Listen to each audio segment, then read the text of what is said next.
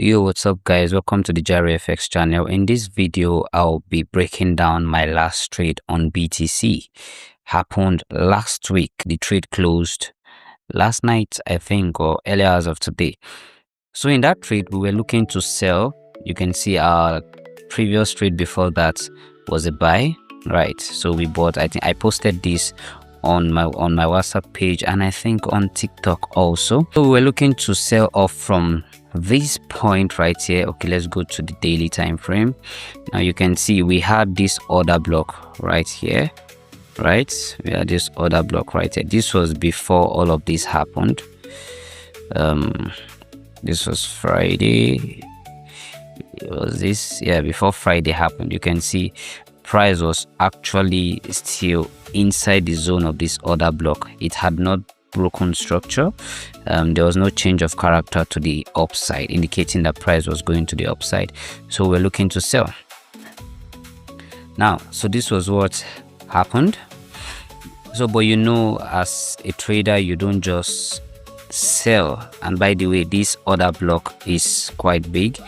The range of this order block was quite so big, so we had to move to lower time frames to see how we can reduce this. So I won't be talking much about how you refine your trade. I'll just be showing you what I did without in-depth explanation as to why I did that or breaking the terminologies. In subsequent videos, we'll make sure we do that. Okay, you can see how we've reduced this from being this big, right, to this. That's like, it was how many pips? Let's see. It was quite a long one, right?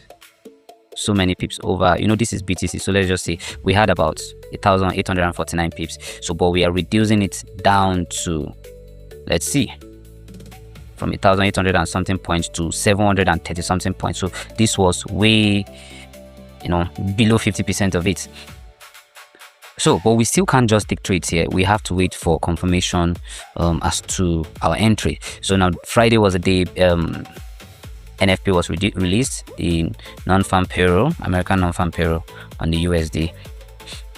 So price was basically around this region, right? So, but we couldn't take trade here. My point to sell from was anything above 50%, right? Anything above 50%. So I waited patiently for price to come up to my region.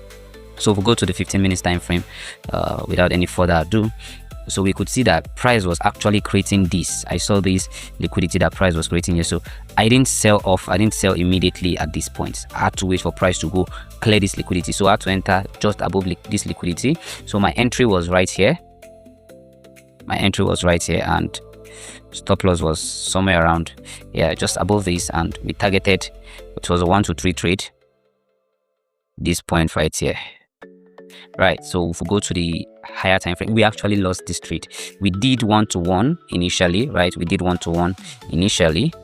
We did 1-to-1 initially, 1-to-1 point something initially, and then over the weekend price was just ranging, and price came to clear us out yesterday night. Yeah, with just a few pips, and then today look how price did. Price went to our TP. So you see, this is part of the things you experience as a trader. Was I happy that we got stopped? No. But was I happy? Overall, I was happy, but I was not happy we got stopped. Should somebody be happy for hitting stop loss? Losing money, obviously. Now, this trade was a very wonderful trade, and this was why we took the trade and everything. Hope you've learned of gotten some value from this video. So do well to like, subscribe, and comment. What video do you want next? What do you want us to discuss next? So thank you very much. Once again, this is JaroFX. Bye. Cheers. God bless. Stay jiggy.